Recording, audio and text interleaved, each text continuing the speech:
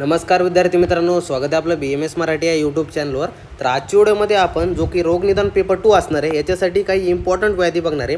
आता मेनली बघा, आपला जो काही रोगनिदान पेपर 2 आहे यामध्ये आपल्याला जवळपास 88 व्याधी आपल्या सिलेबसला आपल्याला दिल्या आहेत. पण खरंच एवढ्या व्याधी आपल्याला सिलेबसमध्ये करायच्या आहेत का? तर नाही. तर नवीन ब्ल्यूप्रिंटनुसार आपण ह्या व्याधी आणलेल्या आहेत. आता सगळ्यांना काही विद्यार्थ्यांना माहिती नसेल नवीन ब्ल्यूप्रिंट काय, जुनी ब्ल्यूप्रिंट काय. आता पहिल्या सिलेबस कॉपीनुसार आपल्याला जी काही ब्ल्यूप्रिंट भेटलेली आहे तर ती सगळी कशी ओल्ड कशी मध्ये जुनी ब्ल्यूप्रिंट होती. त्यानुसार त्यामध्ये थोडा चेंज झाला आहे आणि मागच्या 1-2 वर्षामध्ये नवीन ब्ल्यूप्रिंट आली असेल. काही विद्यार्थ्यांना नवीन ब्ल्यूप्रिंट पाहिली असेल, काही विद्यार्थ्यांनी पाहिली पण नसेल. पण ह्या व्हिडिओमध्ये तुम्हाला सगळे जे काही ब्ल्यूप्रिंट वाईज व्याधी दिल्यात आपल्या सिलेबसमध्ये एवढ्याच व्याधी करायच्या. 88 पैकी फक्त एवढ्याच व्याधी करायचे. तुमचे मी सांगतो आयुर्वेदमधून 4 LAQ आणि 7 ACQ एवढे आयुर्वेदचे जर तुम्ही जवळपास किती ह्या जवळपास पाहायला गेले तर जवळपास तुमचे 32 व्याधी जर तुम्ही फक्त केल्या, ह्या 88 व्याधीपैकी फक्त 32 व्याधी केल्या तर तुमचे 4 LAQ पण कवर होणार आणि त्यासोबत जे 7 ACQ, फक्त एक ACQ सोडून द्या, 7 ACQ आपले कवर होणार आहे फक्त या 32 व्याधीमधून. म्हणजे आपल्याला 88 व्याधी करत बसायची गरज पडणार नाही. तर चला बघा,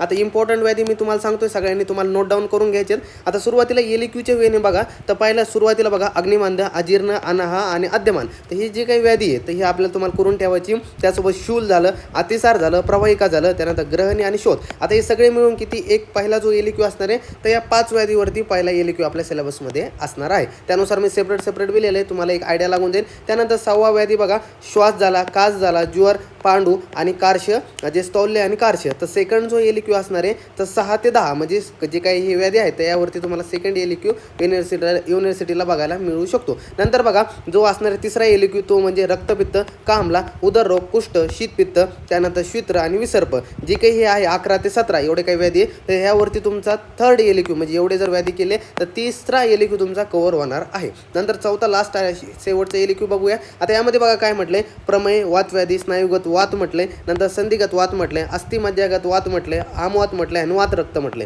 तर एवढे काही व्याधी आहेत तर हे तुम्हाला चौथा LAQ मध्ये आहेत. आता बघा तुम्ही एवढे 32 म्हणजे जवळपास आता 23 व्याधी इथं झाले. आता हे 23 व्याधी, आता हेच व्याधी तुम्हाला कुठं असणार आहे, हे 23 व्याधी तुमचे LAQचे पण प्रेफर करणार आहेत आणि हेच 23 व्याधी तुम्हाला कुठे असणार आहे, ACQ मध्ये सुद्धा असणार आहे. म्हणजे तुमचे 23 व्याधी जर झाले तर ऑलमोस्ट धरून चला की तुमचे 5 जे काही ACQ असणार आहे तर ते तुमचे कव्हर झाले असणार आहे. म्हणजे तुम्ही फक्त LAQचा पोर्शन जर केला तर तुमचे जवळपास 4 LAQ तर होणार 23 व्याधीवरून आणि तुमचे जवळपास 5 ACQ पण कव्हर होणार. आता उर्वरित जे 2 ACQ उरले त्यांच्यासाठी तुम्हाला 9 व्याधी देतो आणि हे 9 व्याधी करा, तुम्हाला उर्वरित जे काही 2 ACQ असेल ते सुद्धा कव्हर होऊन जातील. नंतर बघा ACQ साठी कोणते आयुर्वेदच्या व्याधी इम्पॉर्टंट आहे. त्यामध्ये पहिले ते अम्लपित्त, त्यानंतर दुसरी ती विसूचिका, अल्सक आणि विलंबिका हे आपल्यासाठी महत्त्वाची. त्यानंतर मूत्रकुच्छ, खूप MP ह्याला हायलाईट करून ठेवा, हा क्वेश्चनमध्ये पेपरमध्ये फिक्स येतो, मूत्रकुच्छ किंवा मूत्रघात वगैरे. त्यानंतर बघा विदर्ध, राजक्षमा, शोष, हृदयरोग आणि छर्दी. तर हे व्याधी जे आहेत 9 वरच्या 23 आणि 9 जवळपास हे 32 जे काही व्याधी आहेत तर तुमच्या सिलेबसनुसार हे तुम्हाला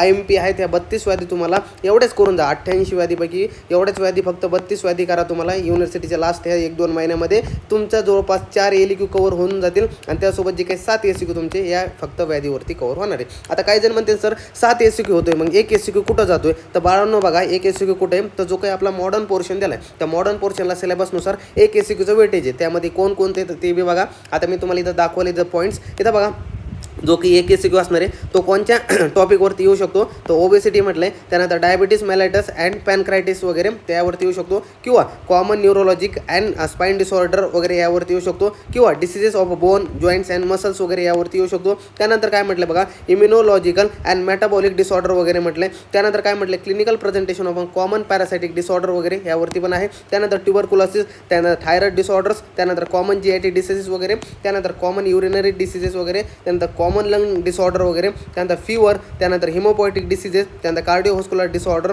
त्यानंतर काय म्हटलं बघा, हे जे काही हिपॅटोबिलियरी डिसीजेस वगैरे ते सुद्धा म्हटले आणि स्किन डिसीजेस. तर एवढे जवळपास पाहायला गेलं तर जवळपास हे 15 टॉपिक, या 15 टॉपिकवरून तुम्हाला एक ACQ येणार आहे. हा जो टॉपिक आहे शेवटच्या वेळेमध्ये तुम्ही लास्टला करू शकता, कारण की एक ACQचं वेटेज आहे, त्यामुळे जास्त काही ह्याला प्रेफरन्स दिला जात नाही. त्यामुळे तुम्हाला आयुर्वेदचे जे काही 32 व्याधी आहे त्या 32 व्याधी अगोदर करून ठेवा, म्हणजे तुमचे 4 LAQ कव्हर होऊन जातील आणि त्यानंतर जे काही 7 ACQ MCQ तुमचे ऑलमोस्ट यावरतून कव्हर होऊन जातील. आणि हा जो MCQचा पोर्शन आहे तो शेवटला करा, जेणेकरून तुमच्या कमी वेळेमध्ये जास्त सिलेबस कव्हर झालेला असेल. समजलं? अशा प्रकारे हे तुम्हाला इम्पॉर्टंट व्याधी होत्या. कशा वाटल्या काय नाही आपल्या कमेंट सेक्शनमध्ये नक्की सांगा. आणि तुम्हाला आणखी सुद्धा इम्पॉर्टंट क्वेश्चन वगैरे पाहिजे असेल कोणत्या सब्जेक्टचे तर नक्की मला कमेंटमध्ये सांगा. त्यासोबत आपल्या चॅनल लाईक शेअर सबस्क्राईब करा आणि तुमच्या मित्रमैत्रिणींसोबत जास्तीत जास्त शेअर करा, जेणेकरून त्यांचा सुद्धा फायदा होईल. तर भेटूया पुढच्या व्हिडिओमध्ये पुढचा टॉपिक घेऊन. तोपर्यंत धन्यवाद.